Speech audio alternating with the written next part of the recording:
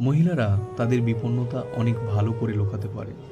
মহিলাদের অনেক বেশি কোমল এবং দুর্বল মনে করা হলেও তাদের মধ্যে প্রতীক্ষা এবং সহ্য করার যে ক্ষমতা থাকে তা কোনো পুরুষের মধ্যে থাকে না।